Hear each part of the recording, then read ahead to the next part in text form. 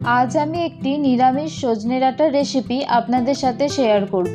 বসন্তকালে সিজন চেঞ্জের সময় সজনে ডাঁটা খাওয়া কিন্তু আমাদের শরীরের জন্য ভীষণ উপকারী।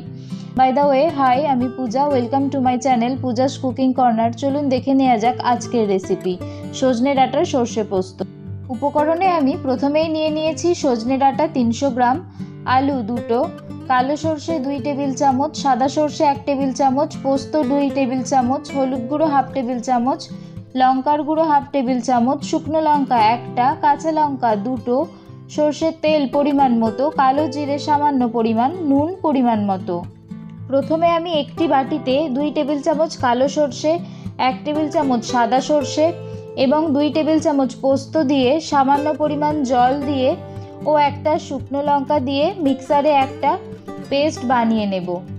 এরপর গ্যাস অন করে কড়াই বসিয়ে দেব। তাতে 2 টেবিল চামচের মতো সর্ষের তেল দিয়ে তেলটা একটু গরম হয়ে এলে সামান্য পরিমাণ হলুদ গুঁড়ো ও লঙ্কার গুঁড়ো দিয়ে দেব।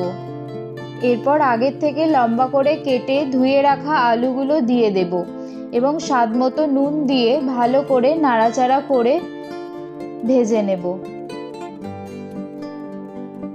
বেশ কিছুক্ষণ ধরে নাড়াচাড়া করে লাল করে ভাজা হয়ে গেলে একটি পাত্রে তুলে নেব। এরপর ওই অবশিষ্ট তেলে আবার সামান্য পরিমাণ তেল দিয়ে কালো জিরে দিয়ে দেব।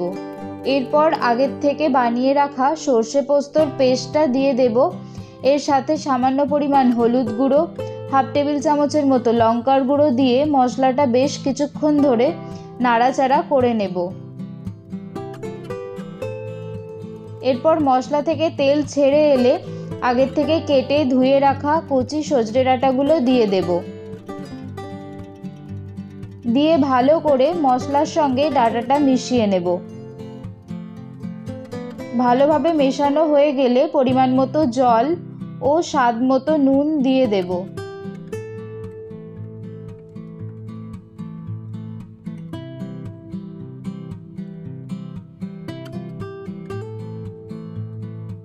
এরপর আবারও কয়েকবার নাড়াচাড়া করে এটা ঢাকা দিয়ে আমি সিদ্ধ হতে দেব।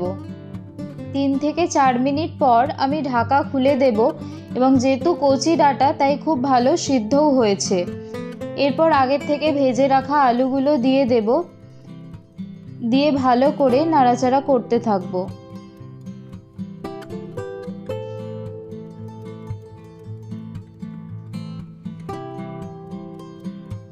বেশ কয়েকবার নাড়াচাড়া করার পর উপর থেকে কাঁচা লঙ্কা কুচি দিয়ে দেব। দিয়ে আবারও বেশ কয়েকবার নাড়াচাড়া করে উপর থেকে সর্ষের তেল ছড়িয়ে নামিয়ে নিলেই রেডি হয়ে যাবে এই সজনে ডাঁটার সর্ষে পোস্ত, যা গরম ভাতের সাথে খেতে অত্যন্ত লোভনীয়। অসংখ্য ধন্যবাদ ভিডিওটি দেখার জন্য। এরকম আরও ভালো ভালো রেসিপি পেতে আমার ভিডিওটি লাইক করে চ্যানেলটি সাবস্ক্রাইব করে রাখুন। ধন্যবাদ, ভালো থাকবেন, সুস্থ থাকবেন।